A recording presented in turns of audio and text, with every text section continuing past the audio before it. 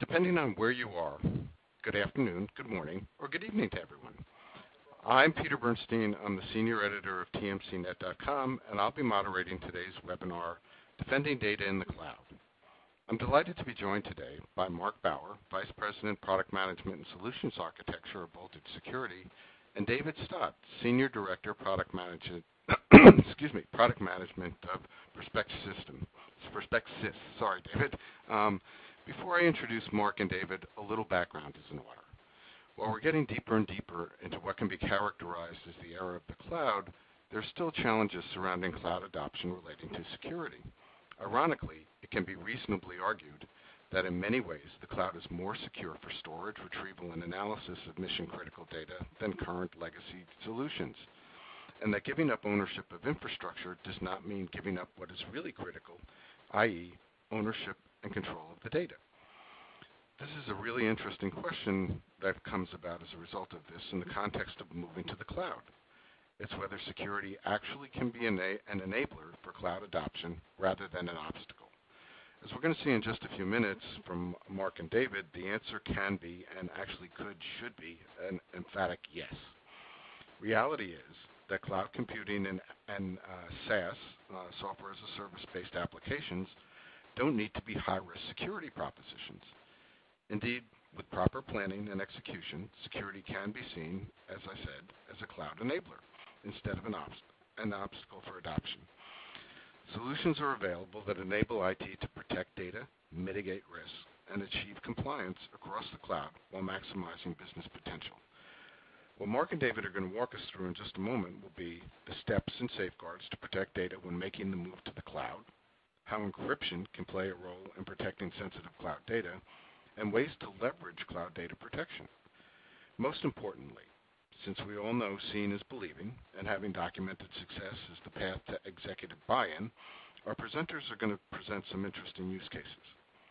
Indeed, if your organization is still hesitant about moving critical data to the cloud, this will be an opportunity to learn about how to turn that argument on its head and make the case as to how moving to the cloud, leveraging a data-centric approach and protect data first and foremost is emerging as a reasoned approach to risk mitigation while enabling all of the benefits of the cloud on a variety of other fronts. Now, before turning the session over to Mark and David, I'd like to go over just a few administrative details. Our presenters will answer questions during a Q&A session that will follow the presentation. I encourage you to submit your questions using the interface on your PC at any time during the presentation and not just during the Q&A. We're going to try and get to as many questions as we possibly can, and any that we're unable to get to will be archived, and I know the teams from both of our presenters will be happy to answer them offline following today's event. As I said, the entire event is going to be archived, and each of you will be receiving information on how to access it in your inbox tomorrow, so keep an eye out for that, just in case you want to follow up on anything you may have missed or pass the information, hopefully, along to colleagues. With that said, we're going to dispense with long introductions and get right to the heart of the matter. Our experts have a terrific amount of information that's incredibly insightful to impart. So, Mark, you can take the steering wheel. Thank you very much, and good morning, good afternoon, everybody on the webinar today. My name is Mark Bauer. I'm Vice President of Product Management at Voltage Security, and with me today is David Stott from our partner Perspecsys. We'll be talking through a number of challenges in protecting information, both in the enterprise and in the cloud, and looking at how our technologies can help mitigate risks and neutralize advanced threats. So just a brief introduction to Voltage for those who've never heard of us before. We're a company that is based in Cupertino, California. We were based out of Stanford University for research in ways to protect very high-scale ecosystems with a high degree of sensitive information assets. And ultimately, we are able to protect the world's sensitive data using technologies like advanced encryption and tokenization, which we'll talk about today in respect to protecting information in the enterprise and the cloud. In terms of the adoption of these technologies, Voltage is a leader in its space of data-centric security, and we have solutions used by some of the largest payment processors in the United States, some of the top U.S. banks, and more than 1,000 customers around the world. and our technologies are patented, covering a number of different areas in encryption and tokenization and what we call stateless key management. So how we go to market is through what we call the Voltage Security Framework, which provides data protection for structured and unstructured data across a whole gamut of different ecosystems, including the cloud, which we'll focus on today. The platform is built on new data security standards that we've pioneered, working with NIST, ANSI, and other organizations to incorporate breakthrough technologies into standards-accepted approaches for data security at scale across a variety of different ecosystems. And we're able to do this across structured and unstructured data in emails, files, data in the cloud, data in Hadoop and big data environments, and data across enterprise and payment systems. So let's take a quick look, before we dive into some of these technologies in more depth, at the key requirements for protecting information when organizations are considering adopting the cloud or extending their enterprise even further into cloud architectures. So in my perspective, there are 5 critical requirements for securing data in the cloud. In many cases, data may originate in enterprise environments or even from third parties that are business partners of an organization. And that data may then move into cloud ecosystems and propagate across a whole gamut of different systems with different threat levels and concerns over compliance. So one of the top requirements is to enable what we call continuous data protection, or this data-centric security, for data going into the cloud, through the cloud, and back to the enterprise. And by having a continuous data protection approach, or protecting the data over its life cycle, we can reduce the risk of compromise, as you'll see today. This can also dramatically reduce your compliance burden. But of course, trying to do that to protect information on a continuous basis requires innovation and technologies that we're going to talk about today. And largely, we need to have approaches which are agnostic of the cloud and the enterprise ecosystems, especially considering that in many cases, organizations may not have any control over the data stores where their data may end up. We also need to ensure that we allow applications to still function without exposing live information. And that's what we'll focus on today, to allow organizations to get the maximum benefit from the information assets they have in the enterprise and the cloud without exposing live information to low-trust ecosystems. And of course, orchestrating and managing this across extended ecosystems where cloud is involved, whether it's platform as a service or infrastructure as a service, or, as we'll focus on today, the software as a service platforms, organizations need to maintain total control over the sensitive data assets. That's to meet residency requirements, compliance needs, and to manage risk of exposure, especially given the nature of advanced threats today.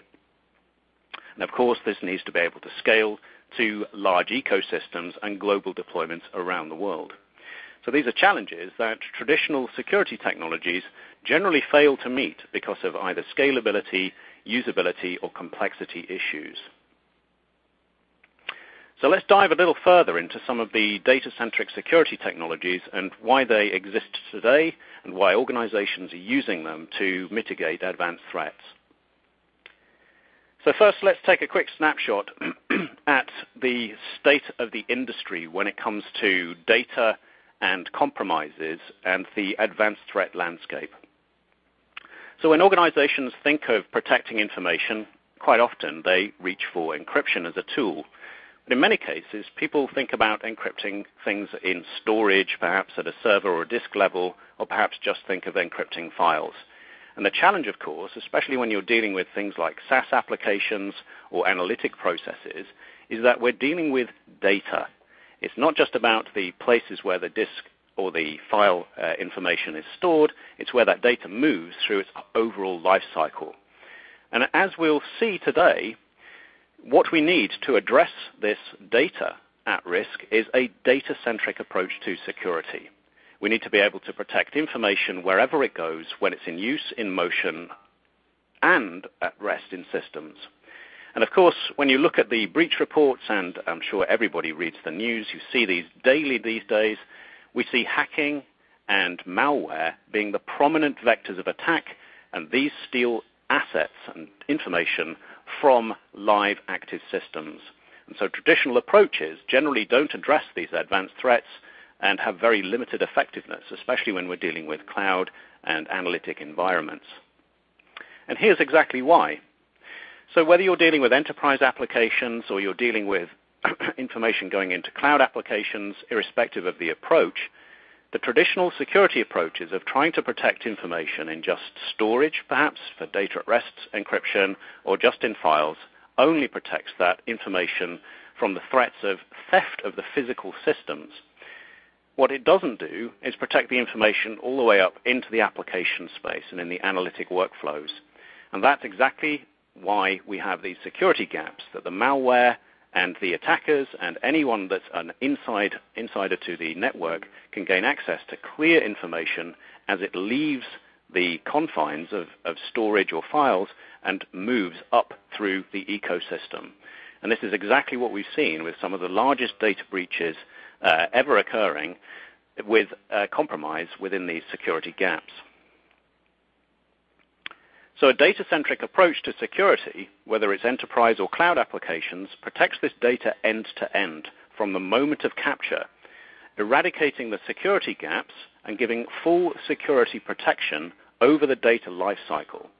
Of course, the challenge is to do this without the big impact and change to applications and systems, whether you're dealing with complicated workflows or extending the enterprise into the cloud ecosystem.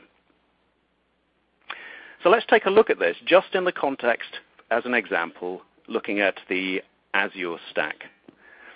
Here we have a very complex ecosystem where data will arrive from external applications, possibly even mobile feeds, into a variety of different processing ecosystems. And if we take a data at rest approach, then the only coverage that we'll have to protect information in this type of platform is really in the back end. And that's got that very limited profile when it comes to mitigating the advanced threats, which will steal information across all of the other unprotected systems in this environment. And of course, if you have data protection at rest in the cloud, then largely the keys themselves are in the cloud, which can compromise your ability to retain control over information over its life cycle. So a data-centric approach allows you to, whether it's cloud or enterprise, to protect information over its entire life cycle. This is a newer approach to, and now a best practice, in mitigating threats, such that if organizations are breached or systems are compromised, then the attackers essentially get nothing of value, just meaningless random data that can't be used in identity theft or financial gain. So let's take a look at some of the technologies that enable this today, what we call data-centric security technology, and also the standards that are backing these around the world. So one of the approaches that we've brought to the table is a technique called format-preserving encryption. So format-preserving encryption, like the name suggests, allows you to protect fields and structured information without having to change the schemas that that data is stored in. That's a big deal when we're dealing with information systems where we have little control over where this information goes, which is common in SaaS applications, common in legacy applications, and also common in analytic processes, where we still need to retain the value of the information during analysis and investigations. So, for example, we might have a bank account number where certain elements of the bank account are left exposed and in the clear. They may not be the secure parts, but then there's the actual account number that we want to protect. So with format-preserving encryption, we can render data essentially meaningless to an attacker, but still useful to the business process that's actually using it. And by doing this, we can reduce the need to decrypt data unnecessarily and allow applications to execute, in most cases, on de-identified data. And this is a big shift from the traditional approach of encrypting information where you render the data useless to both the application and the attacker, requiring full decryption and key management every time you need access to the information.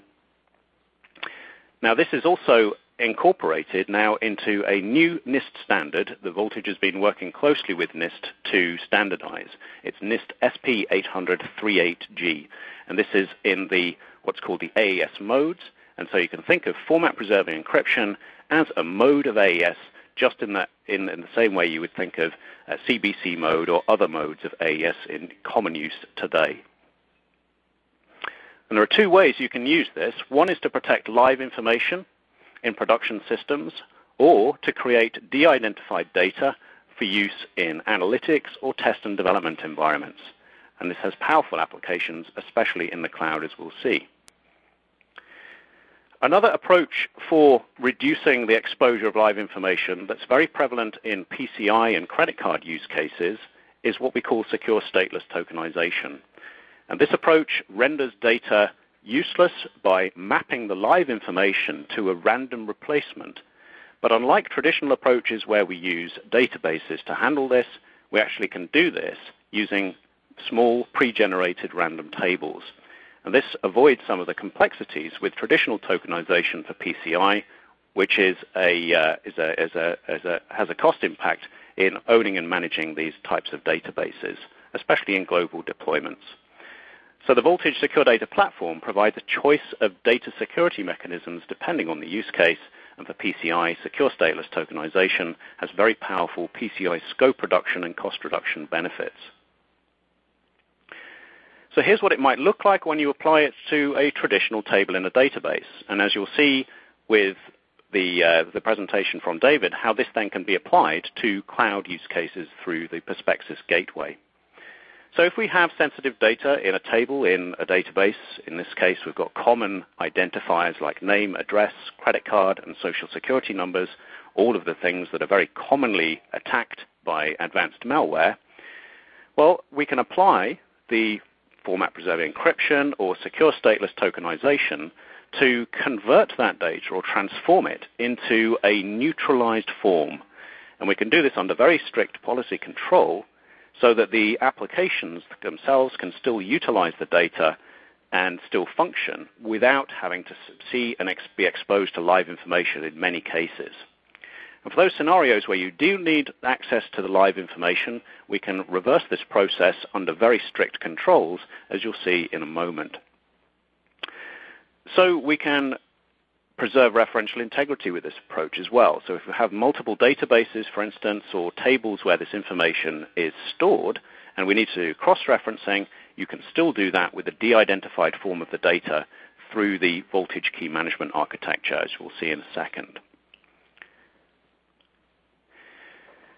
So one of the challenges when we're dealing with encryption is the issue of key management. And the Voltage architecture solves the problem of having to scale and manage key management systems by using what we call stateless key management. So in traditional data security, most implementations generate keys, store them, recover them, and perhaps destroy them when they're used, after they've been used over their life cycle. So that creates the problem of having to manage and back up all of these keys over long periods of time. And that becomes very complex at scale, as anyone who's been involved in encryption and key management will attest to. So with the Voltage approach, keys are dynamically generated on the fly when they're needed, and this avoids keys having to be retained at endpoints over long periods of time, and it reduces the complexity of disaster recovery design because we can have key servers operating across data centers without having to synchronize data across the data centers in order to work in perfect synchrony. So this is a very lean architecture from an operational standpoint, requiring very little impact from a cost and IT overhead perspective. So when keys are dynamically generated, authentication also takes place to make sure that business rules associated with the ability to encrypt, decrypt, tokenize, detokenize, and so forth are handled by policy control, leveraging enterprise identity and access management permissions that the business may have already invested in. So ultimately what this means is that we've now got a technology and a platform which allows us to transform data from a live and vulnerable state into a de-identified and protected state, so that that data can then propagate and move into low-trust ecosystems, whether that's enterprise, test and development environments, analytic systems, or cloud applications. Now, of course, introducing new technologies that allow you to protect information in this manner require extensive standards backing and independent vetting and analysis in order to allow auditors and regulators to trust these approaches to meet both compliance needs and to reduce risk. So Voltage, as a matter of policy, has always worked with standards bodies to take our technologies that we've pioneered over the years through the standards process. So as I mentioned earlier, format-preserving encryption is recognized by NIST under its draft standard NIST 800-38G. That's one of the AES modes standards, so recognized by one of the top standards bodies in the United States. Format-preserving encryption is also recognized by ANSI, especially in the credit card space with the X119 standards. But where there's scenarios where there is a requirement to also vet and validate the technology independently, where a standard doesn't specifically exist, particularly in the area of tokenization, Voltage has also worked with companies like Coalfire to have independent third-party assessments, and those reports and details are available to our customers. So this is critically important because in a breach scenario or in a difficult compliance scenario, without standards backing and independent verification, it's very difficult to prove to an auditor or regulator that you're meeting the objectives of the compliance requirements, because you can't just rely on vendor assertions for these types of decisions. So let's take a quick look at how you might start with the Voltage Secure Data Platform. We might start, for instance, with a basic enterprise application. We might have a vision to extend this into the cloud at some later stage, as we'll show in a second, and then we might even extend it across a range of different business processes, and this may be common in large enterprises, so that we can have a unified approach to the implementation of a Voltage Secure Data Platform to protect data across all enterprise systems. So we'll start with an implementation of a key management system, that's virtual appliances, and perhaps a selection of toolkits to allow data protection in a Voltage ecosystem. So we might start with a few Oracle applications, for instance, in traditional enterprise environments. From here, we may actually extend that, as we've seen on the right-hand side, to a cloud environment. For instance, using the partner integration with the Perspecsys gateway that David will outline in a second.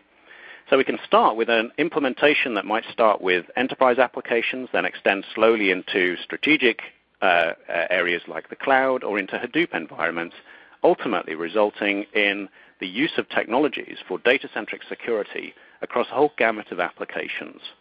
So organizations, for example, that are contemplating using Hadoop but are concerned about data security and risk in those environments may also be able to utilize this technology to address those concerns in addition to the cloud and enterprise use cases.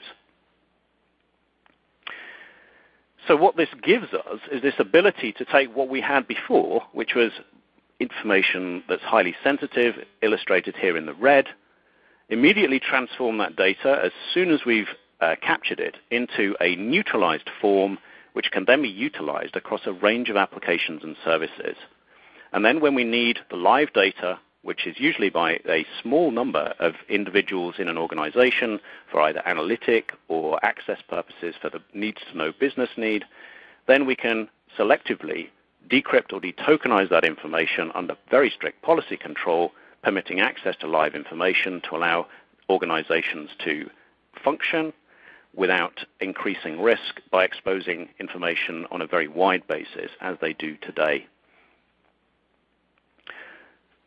So very briefly, let's look at some of the enterprise use cases for data-centric security before I hand the baton to my colleague David.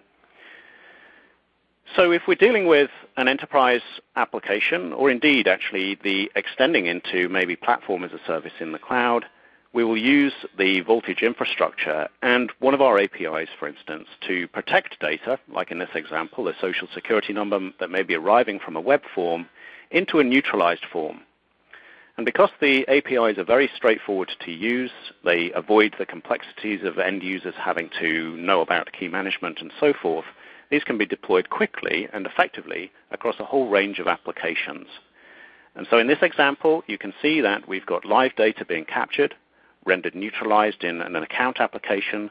It then propagates perhaps into a mainframe database, neutralized, and may propagate into logs and reports and maybe even backups, and it stays protected over this life cycle.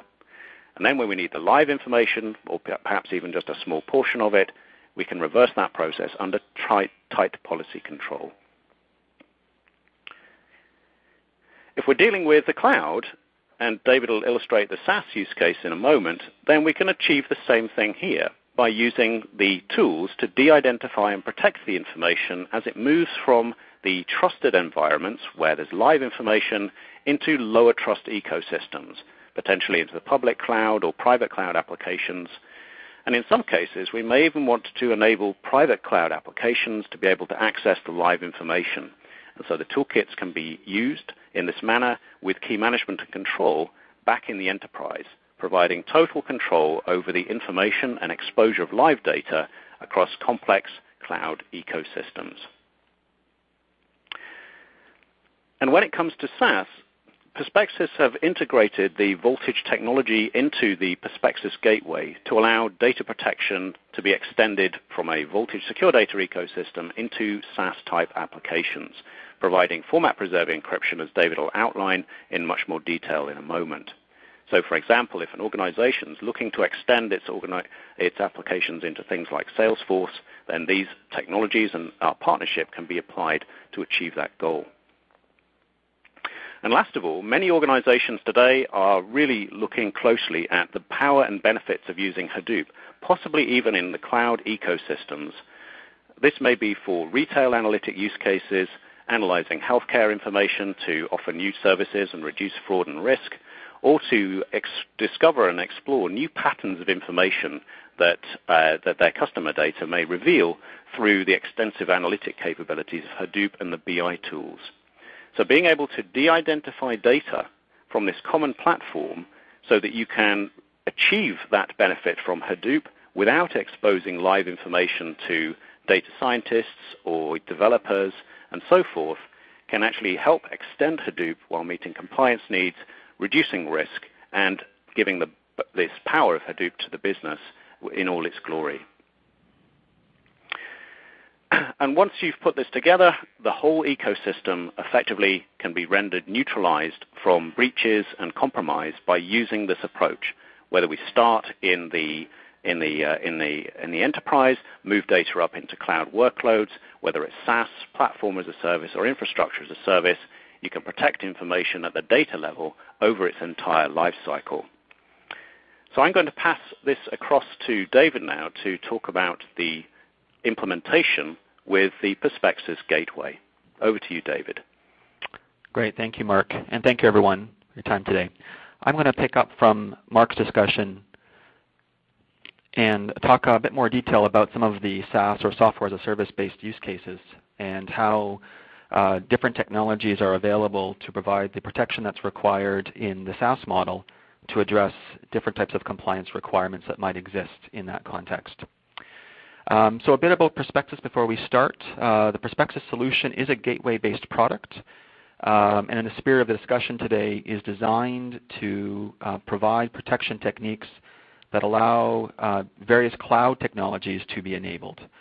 So in many cases there are very stringent and rigorous data privacy, data compliance requirements that apply to cloud data that effectively inhibit either the adoption or the depth of use of public cloud technology. And the Perspecsys solution is designed expressly to address these types of requirements.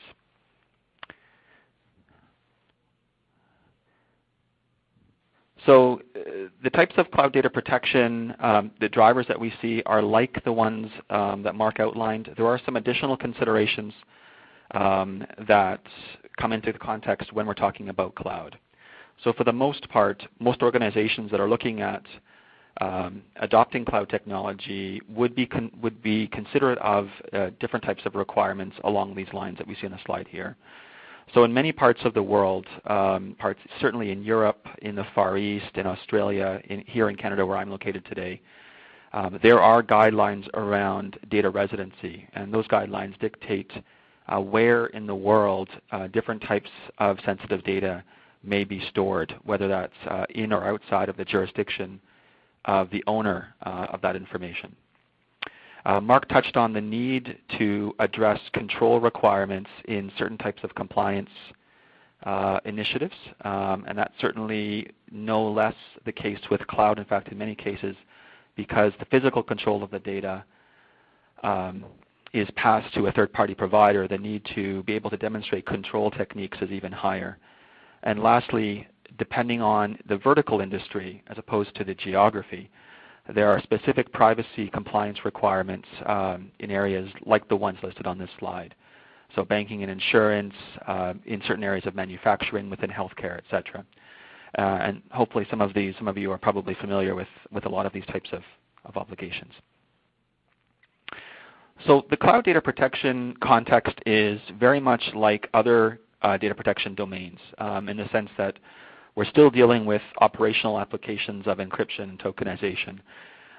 So looking at the box there on the left, we're still dealing with elements of key management. We're still dealing with the need to classify sensitive data, and obviously the need to comply with specific types of industry obligations or data residency.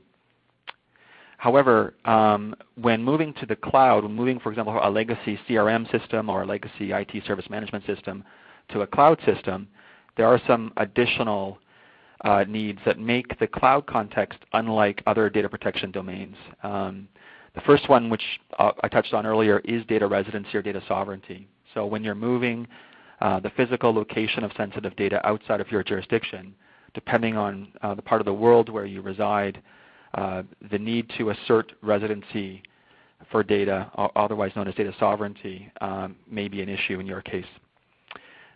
The need to control the format of the data is even more critical in cases where we do not own the schema of the application. So Mark talked at some length about the need to be able to seamlessly transition from one application to another using the technique of format preserving encryption. It's even more critical when we're working with public cloud. And in a public cloud context, none of us are able to control, modify, etc., the data validation requirements or the field lengths associated with the application. So format preservation is even more critical in the cloud context than it might be in other areas where we as the application owners, if it's a custom application, are able to potentially modify that schema. And the third aspect that's really critical, which I'm going to talk a little bit more detail on, is the way in which application functionality is preserved when protecting that information. So protecting the data and doing so in a way that meets the format requirements of the application, i.e. my first two bullets, is important. But in an interactive application where data is going to be protected both at rest and in use means we need to be considerate of how the application functionality is going to be preserved. And for those in the audience who might be evaluating this class of solution, really the how is probably the most defining characteristic of this particular space. So there really are two approaches to solving for the preservation of application functionality in this cloud-based context. The first approach is what I've humorously here called a seesaw approach, where an organization may choose either strong security or application functionality or format support. This effectively means think of it as a two-dimensional slider.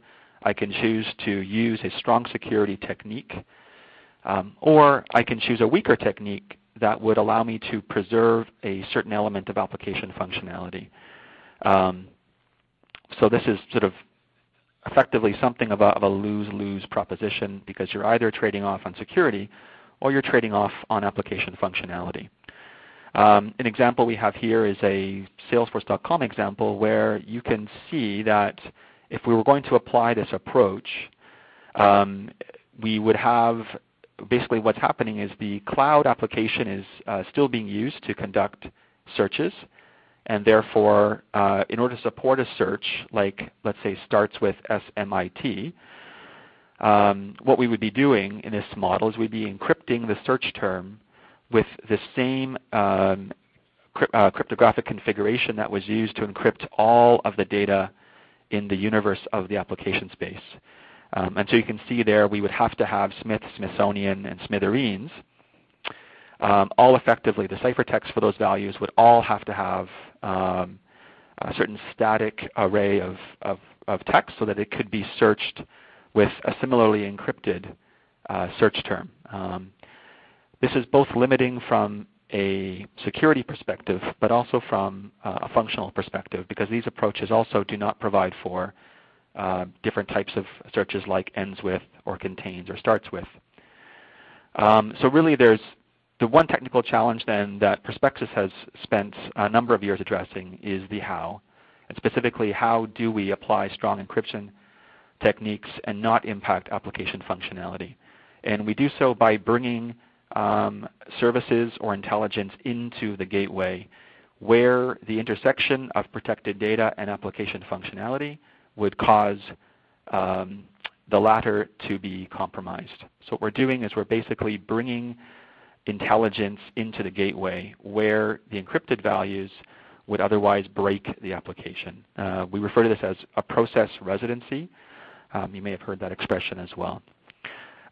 This allows us to also, most importantly, allow the use of very strong security techniques. In fact, Perspecsys applies no limit whatsoever on the use of encryption, and through a pluggable framework, we're supporting the Voltage FPE that Mark outlined.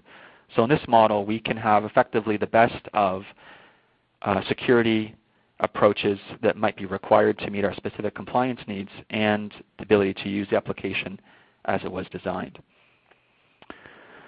The second important design challenge, which we've already discussed, is the need to allow strong encryption while preserving the ciphertext format. And this is really critical, as I covered. In many cases, the cloud application has strong validation rules either on the length of fields or the structure of fields. So for example, a credit card number, a date, a telephone number, etc. Those are all very common formats in applications like human capital management or CRM.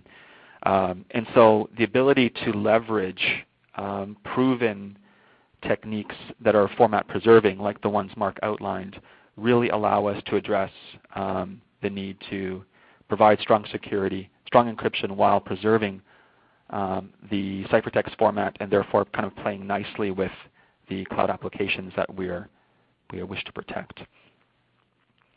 So basically the way the gateway works then in tandem with the Voltage secure data solution is that all communication from clients, which are applications or users, and various clouds is intercepted by the Perspecsys gateway.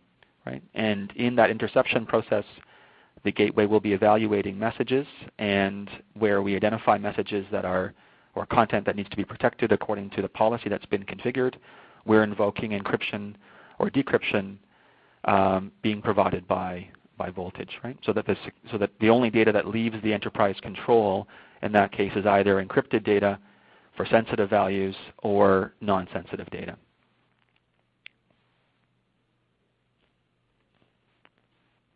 So we're going to step through a few use cases. Mark and I are going to cover these kind of a little bit in tandem.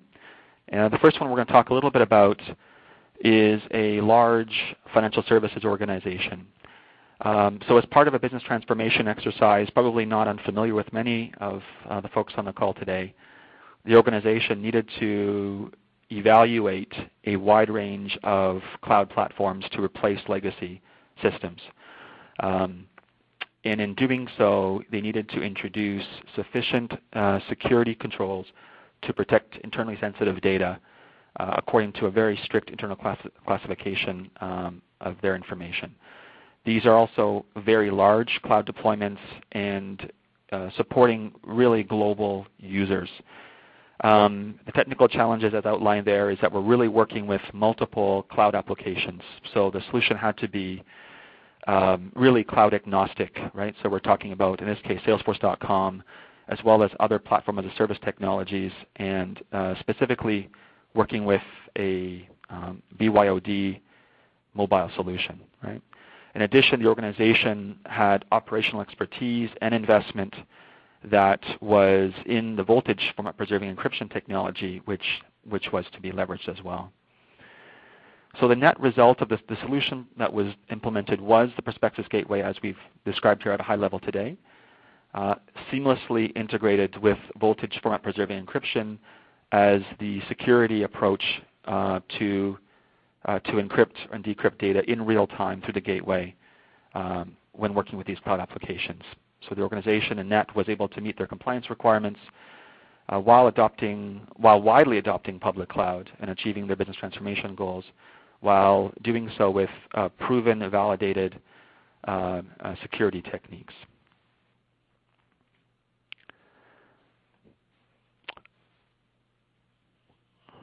One quick, again, comment before I turn this over to Mark is that Perspecsys is seeing more and more the use of cloud platforms for what we would kind of be considered non-traditional use cases, and these are kind of becoming the norm. So examples that we've seen and have worked with in the recent past are shown here. We've got cases where patient data is being tracked in real time through personalized diagnostic tools that are reporting, in this case, diabetic information directly to a cloud system. So naturally, very sensitive data must be protected, and to enable that enable that cloud context. We've got physicians and practices of all sizes that are using cloud platforms to attach patient information in the form of diagnostic tests, images, etc. Again, that information would be considered PHI in the context of HIPAA and high tech and must be then encrypted before it can be stored outside of the organization's control. Similarly, we've got an organization, I'll just kind of skip down to number 4 there, that is basically built, it's a very rich consumer loan application and origination platform entirely using a well-known cloud service. So a custom application where basically applicants can go online, they can input information about their credit needs and their credit history, and in real time they are scored for different types of loan products. All that information, of course, or a good subset of it, would be subject to security controls, and in this case, a series of residency controls, as it represents certainly personal identifiable information. So those are some examples that we've seen. I think I'll turn it over to Mark now to cover some additional use cases. Thanks, David. So I'm going to finish up with a number of different use cases for data-centric security in a combination of cloud and enterprise applications. By the way, I see that there's quite a few questions coming through, so if you have any more, please use the chat facility and we'll get to those in just a few moments. But let me talk a little bit about an example, as David pointed out, of one of these complex data residency requirements. So here we had a core banking situation, in this case in Europe, with an organization that's one of the top banks in Portugal, in fact a central bank. And one of the big challenges here was the fact that they had operations that spanned into more complex jurisdictions like Luxembourg. And anybody that's been involved with banking rules will know that the banking itself has a whole gamut of data privacy requirements. But when you start to get into things like Luxembourg requirements, they get even more arcane and complex. And during the implementation of a core banking upgrade, a new regulation was introduced called the CSSF regulation, which effectively mandated that anyone accessing sensitive information related to Luxembourg nationals could only be handled in Luxembourg by Luxembourg nationals in place. And so that's a big challenge when you've got customer data that's being managed by IT systems that happen to span systems in Portugal. So in this particular case, this organization, rather than implementing another $150 million banking system in Luxembourg, used data-centric security to protect that information using format-preserving encryption so that what goes into the systems in Portugal is de-identified and neutralized, but can still execute and be used in the IT systems there, and only the live information could be accessed in Luxembourg, meeting the CSSF requirement. And this organization was the first of its kind to meet this regulation in record time using this data-centric approach.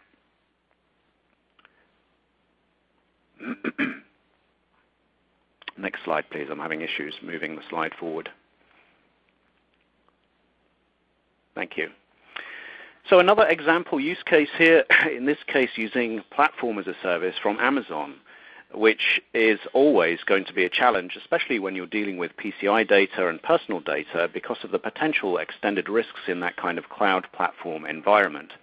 So here we have a business that actually operates as a data protection service for consumers across the United States, and it shares information with third parties in order to provide that service.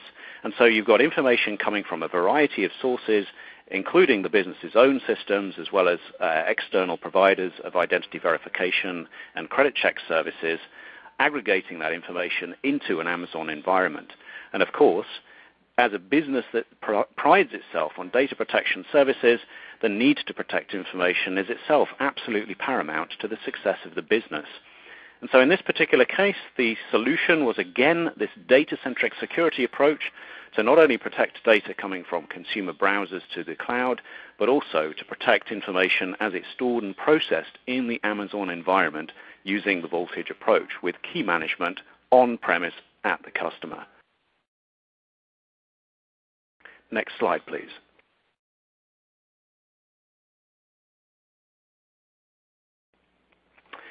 And another example, in this case, of handling data going up into a cloud environment is an organization that processes personal and private information excuse me, into Azure workloads. So with many organizations adopting cloud for SaaS as well as platform services and extending their business up into the cloud, there's the big challenge of protecting and controlling that information over its entire life cycle. So once again, in this particular case, the organization was able to embrace and extend its enterprise systems into the cloud ecosystem using a combination of Voltage technologies, traditional data movement approaches like ETL, and effectively providing de-identified data into the cloud to reduce the risk of exposure, and storing information in a secured form in things like Microsoft Azure and so on. Now, the upshot of this, of course, is that the alternative was to try and do this all on-premise at great cost. But the ability to protect information before it goes into the cloud has enabled this organization to see the benefits of reducing costs per application of about 40% per annum. And that's a massive reduction. But the other benefit, of course, is the agility that the cloud offers. As David outlines, you can do new things with cloud and ecosystems on a very short-term basis. But it's critical that you're able to get control and secure information when you do so. And so here, data-centric security enabled this vision to be realized. Next slide, please. Last of all, as I mentioned earlier in the presentation, a lot of organizations today are moving data sets into Hadoop ecosystems in order to analyze that data for new research, patterns, and innovation. And in many cases, the Hadoop workloads may actually span into the cloud ecosystems to take advantage of short-term, low-cost computing needs to run analytic jobs at very high performance. So in this particular case, we have a large healthcare organization that's looking to reduce its costs across a number of business processes that today are manual, things like catching prescription fraud, reducing overpayment claims, and so on, and also allowing developers inside the organization access to information assets that they would have previously been barred from using to discover new insights and innovate. And this can give a new competitive edge to the company from the data assets that it already has. So again, data-centric security, the ability to protect information while preserving its meaning and value across these types of use cases, can enable new insights and the adoption of Hadoop technologies, whether that's in the enterprise or in the cloud. So a very novel approach to really monetizing and reusing information assets without increasing risk of compromise. Next slide, please. Okay, actually we can go to the next slide. Thank you. Actually, why don't we jump into the Q&A? Yeah. Okay. Great. Since we got about Mickey's hands are going to hit the top of the hour in about 7 minutes, I'm going to ask you guys to try and speed answer, because I was going to ask people to push us a couple more questions, but you stimulated so much interest. Time flies when you're having fun. That we got more than enough to answer. So why don't we start with this one? Jump ball. How do you address the response time compromise that maintaining the integrity of referential data will most likely result in? True or false that you're really going to put a lot more time into the processing as a result of this kind of solution? Yeah, so let me take that one. So one of the beauties of using techniques like format-preserving encryption, for example, is the fact that referential integrity is in fact a natural outcome of using it. You don't have to do any more processing in order to maintain things. You don't ever have a collision in data when it's encrypted using format-preserving encryption. When you're using a key, for example, across two different data sets. So, for instance, we might have two databases, and one might be in the cloud, one might be in the enterprise. And if we have columns of data where we need to maintain relationships across them, then if we've encrypted that using format-preserving encryption, we get the format of the data, we can preserve the meaning of the information, but we can preserve those relationships. So you can still do joins and so forth across them. And that doesn't require any other processing. So a very natural outcome of using format-preserving encryption. Okay. Somebody wants to know, and this one is, again for you, is for Mark, is which programming languages does the toolkit support? Good question. So pretty much all languages and all platforms. As David's pointed out in the case of Perspecsys, they took the tools and integrated it into their platform easily and quickly. Our customers do exactly the same thing, whether it's mainframe, Teradata, AWS, Azure, whether you're programming in Java or C, or even in scripting type languages, or even legacy languages like PL1 on the mainframe, you can actually use these APIs. So there's really no constraints there, and organizations should talk to us if they're interested in trialing these. Okay. David, I want to try this one out on you. Somebody's here saying that we were also convinced that security and SaaS solutions is good, but we still would like to challenge the provider before moving our data there. What are you recommending?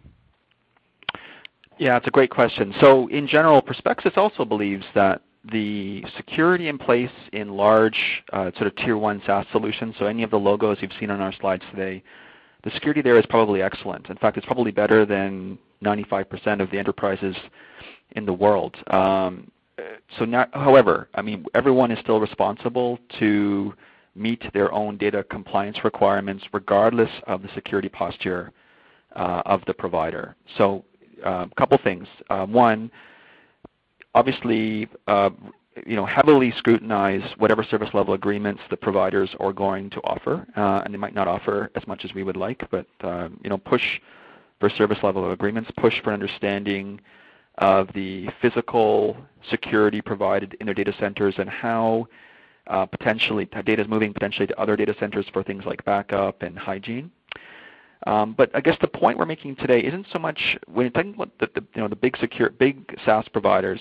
The issue is really about data control and data residency. So regardless of the state of the security of these SaaS providers, which might be excellent, and it is excellent, you still cannot guarantee the control of the data without additional measures, right? So specifically in the case of data residency, but even in the case where you have to demonstrate control for example, a HIPAA requirement, it's not about the security of the SaaS provider, which is probably excellent. It has to do about the control, and the control is ceded in cases where, for example, you are not are not driving the protection mechanism that's in place. You know, since you brought this up, and maybe Mark, you want to comment, the whole compliance issue in terms of auditability and the kind of reports. I mean, we didn't really go into that, but you know, I think some people who are participating would actually like to know what the capability is in that area. Anybody want to start? David, do you want to take that one first?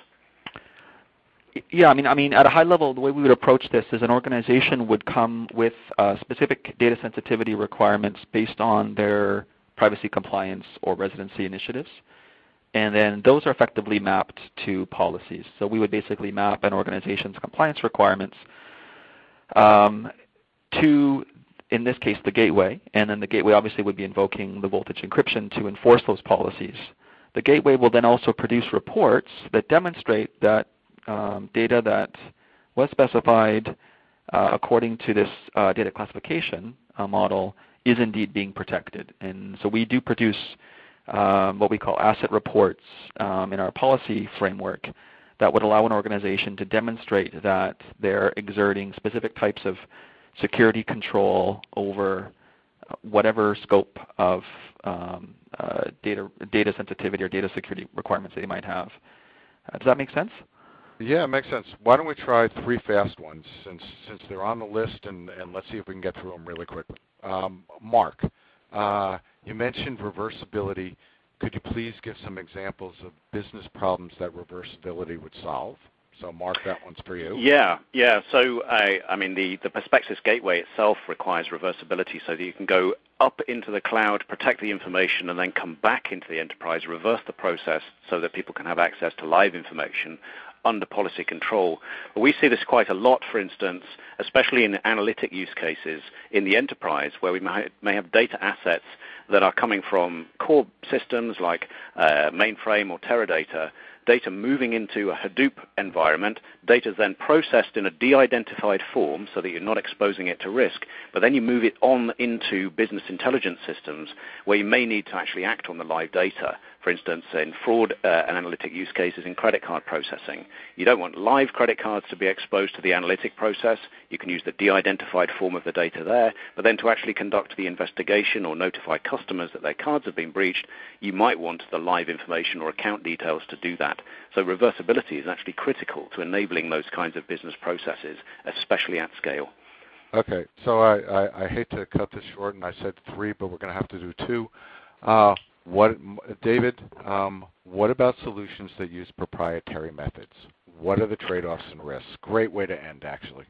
Yeah, so we're not, for obvious reasons, I hope, we're not proponents of proprietary techniques. In the face of so many published and proven options, there's just no need to go down that path. As Mark outlined, without the third-party validation provided by open assessments, you just can't be assured of the same level of compliance redress. When there's no need to do it, and you're not assured of the same level of security. So you know, why would you? I guess would be the response. Mark, you get the last word. Agree or disagree? Absolutely agree. And for anyone that's tried to convince an auditor or regulator that a proprietary technique meets the need will probably struggle. And many people have probably tried that and failed. So having the validation, having the standards backing, and also independent vetting by third parties is a natural best practice in data protection and encryption technologies, and it just can't be ignored. Okay, unfortunately, I mean, this has been fascinating. That's going to have to be a wrap. For those of you, be assured if we didn't get to your question, the team will get back to you. We have our ability to contact you, and we know what's on your mind. I'd like to thank everybody for hanging in with us today and for attending today's event. We know your time is valuable, and we appreciate your spending it with us. And I absolutely want to thank Mark and David and the Voltage Security and Perspecsys,